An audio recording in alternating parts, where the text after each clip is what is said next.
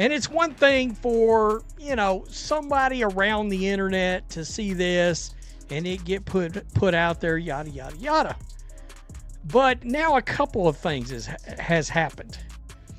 Number one, this clip was put out by USA Basketball themselves. This was not shared by a random fan account, but rather by USA Basketball, not some aggregator of clickbait. This particular video of Paige Bueckers blocking Caitlin Clark's shot was selected by the official USA Basketball social media team and shared with millions of followers. You haven't been watching how women's basketball is run behind the scenes if you believe that was an accident. Tell me USA Basketball doesn't have agenda? It shined through loud and proud when Diana Taurasi made the Olympic team. And Caitlin Clark didn't. Diana Taurasi proceeded to be somebody that was holding the bench down. At the end of the bench, not even able to play. Too old, too tired. Nah. Recall that Diana Taurasi was selected for the 2024 Olympic team, but Caitlin Clark was left off. Taurasi hardly ever saw the Paris court. The squad that apparently needed veteran leadership could have benefited from the player who had just set the NCAA all-time scoring record and was making headlines in the WNBA, but she was shackled to the bench because she was too exhausted to contribute. Although the choice didn't make sense in terms of basketball, it made perfect sense when you consider who is in charge of these rosters. The Yukon Pipeline, which has dominated American basketball for more than 20 years, includes Sue Bird and Gino Aria. The Angel Reese fans, the Paige Bueckers fans, they wet themselves, right? Yeesh. That's not something you want to think about. And it's one thing for the most horrible place known to man, called social media, to try to take victory laps with this. I mean, okay, you sort of expect that out of the worst of the worst. Do you not? Question mark? But it's... A. Sue Bird and Paige Bueckers both check the same boxes. That isn't conjecture. It is an observable fact. We're currently witnessing the media apparatus ramping up to defend what will happen next. The video is posted by USA Basketball. The engagement arrives. Early on, the story is established. When roster choices are decided for the 2026 World Cup or the 2028 Olympics, months of preparation have already been put in place to support Paige's superiority over Caitlin. WNBA insider Annie Costabile was among the media members present at Team USA training camp, and she addressed Clark's defense during the December 15th appearance on the Indy Stars Fever Insider podcast. Quote, "Her shot is still there. That was one of my leads, but that the shot of hers that we're all so familiar with is still there. Her speed was coming back, which I thought stood out. Obviously, her timing on passing, that was still impressive." Costabile said when I would assume Chloe Peterson asked her what stood out about Clark's Team USA performance. Enter Andrea Carter, Front Office Sports WNBA insider. During an appearance on the Indy Stars Fever Insider podcast, she addressed Caitlin's defense while attending the Team USA training camp on December 15th. "Her shot is still there," the quote says. "She was regaining her speed. Although her passing time was still remarkable, I believe that anyone who sees Caitlin's game recognizes that she needs to work on her defense." Observing her take on Kelsey Plum. And then seeing her and Paige on each other. I don't think it's a matter of one versus the other. You're watching, kind of evaluating how these two players are going to operate together one day. And I think that was so more exciting than telling. I mean, it's funny. So we're going to take the one thing about Caitlin's game and we're going to go after Caitlin over it. You knew that was going to happen. This was going to happen. We're going to zero in on this one thing after she'd been injured. Played 13 games. This is what Carter purposefully omitted from her defense. After recovering from an injury last season, Caitlin Clark participated in 13 games. 13 games. Because she was recovering, she didn't have a complete off-season to practice defensive principles. She was controlling her return to play schedule, therefore she didn't have training camp to develop conditioning. And now, while still getting over rust, she attends a showcase event in December, and all of a sudden, insiders are forced to talk about her defense on podcasts. Paige Bueckers, meanwhile, has missed a lot of time due to injuries throughout her stay in college, including a tibial and ACL tear plateau fracture. However, you don't hear the same scrutiny over how those injuries impacted her defensive positioning or lateral speed. There is unequal application of the standards. Played like 3 times. Man, delete this. Yeah, this is USA Basketball posting this. I mean, what are they doing? They knew this was gonna be a Caitlin Clark versus haters post, and that the haters were gonna swarm this.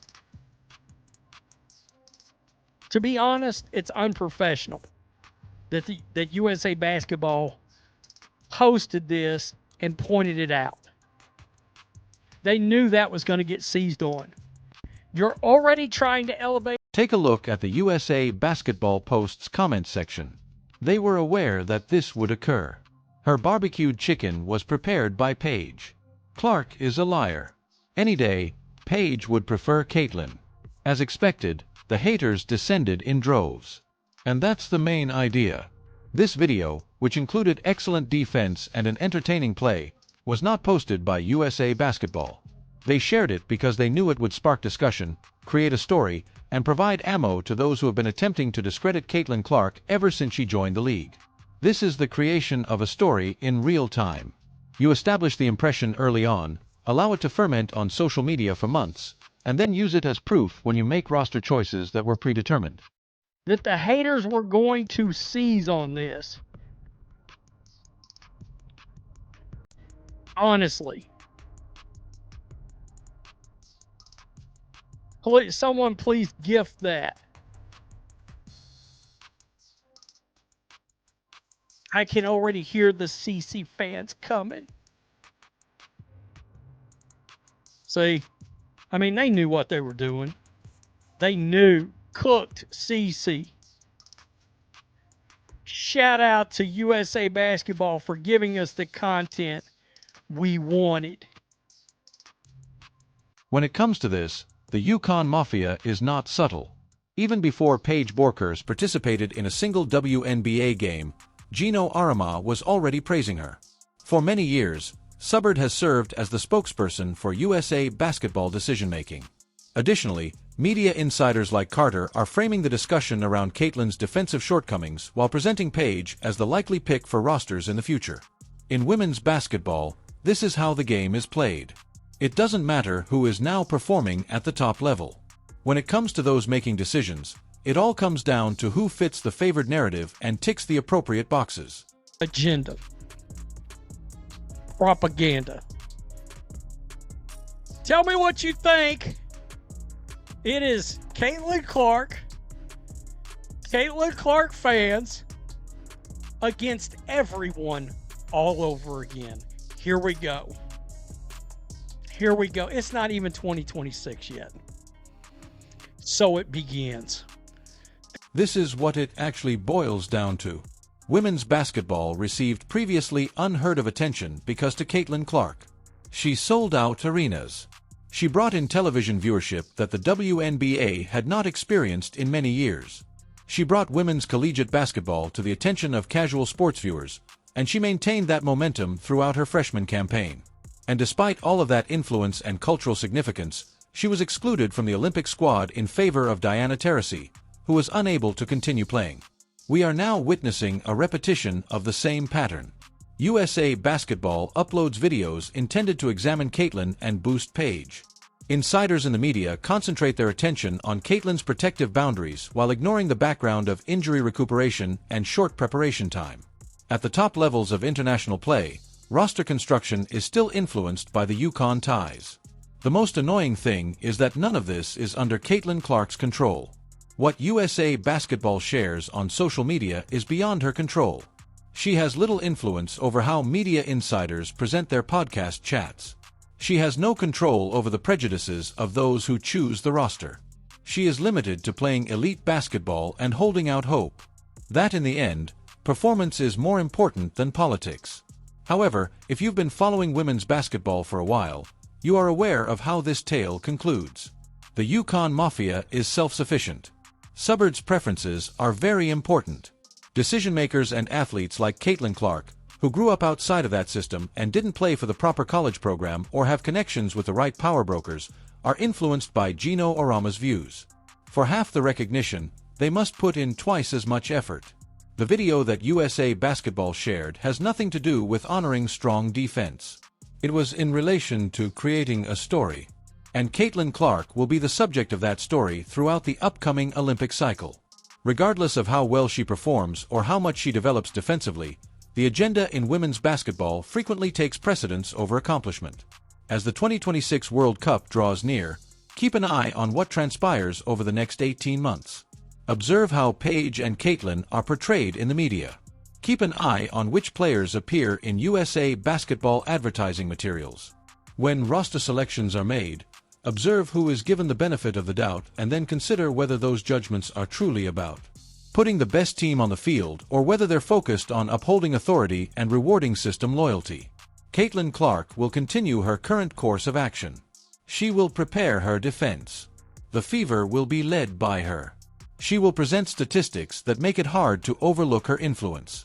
Will that, however, be sufficient to overcome the decades-long institutional bias in women's basketball?